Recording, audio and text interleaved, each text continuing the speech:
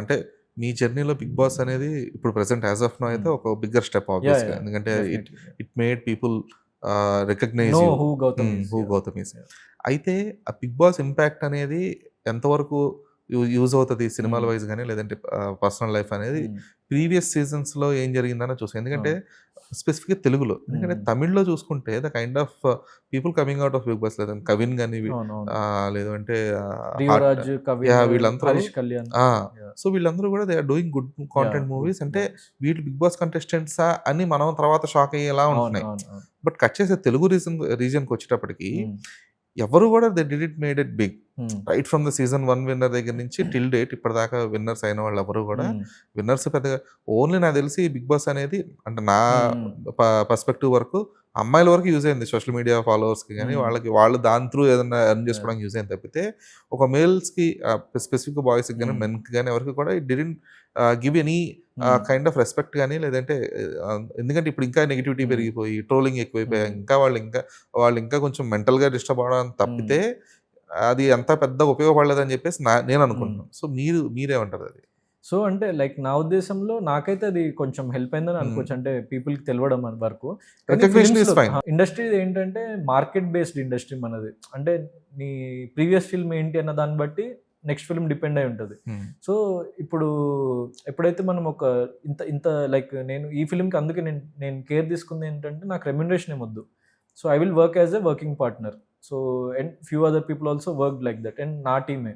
At the end of day we have to deliver good content. మీరు అన్నట్టు for example మీరు trailer చూసారా?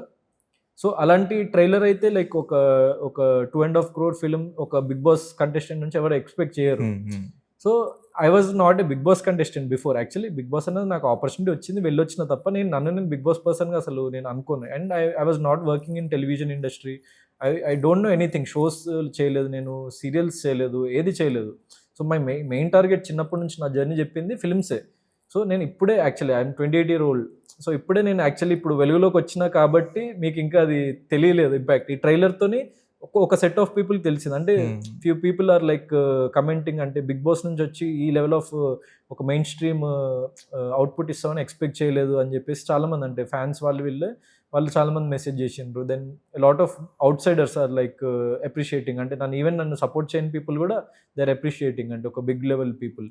So అంటే ఇక మనం 1 by 1 వర్క్ చేసుకుంటే ఇప్పుడు నా సోలో బాయ్ ఫిల్మ్ వస్తుంది. Then next 1 year later next ఇంకేం ఫిల్మ్ వస్తుంది. అట్లా ఒక 2-3 ఫిల్మ్స్ తర్వాత so I might get that like what I'm wanting. But ఈ పర్టికులర్ టైంలో ఇప్పటి వరకు ఎవరు చేయలేదు కాబట్టి మనకి మాటలు వినిపిస్తున్నాయి.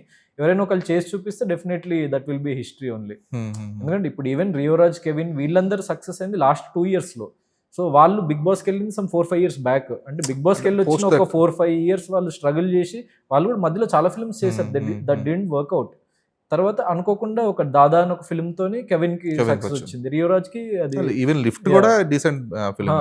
ముందు ఇంకా వెబ్ సిరీస్ కూడా చేసింది. తెలుగులో ఎక్కువ తెలియదు, తమిళ్లో కొంచెం వెళ్ళింది. తర్వాత ఆహాలో వచ్చింది రీసెంట్లీ. సో అట్లా స్టెప్ బై స్టెప్ మనం చేసుకుంటూ వెళ్తే మన కంటెంటే మాట్లాడాలి తప్ప ఇట్స్ నాట్ అంటే ఎవరికి ఫిక్స్డ్ జర్నీ అన్నది ఉండదు. It's not about fixed journey. వెళ్ళొస్తే సక్సెస్ అది ఎంతవరకు రెసిప్రోకేట్ అవుతుంది, ఎంతవరకు రెసిప్రోకేట్ అవుతుంది. It's not about successful also Gautam.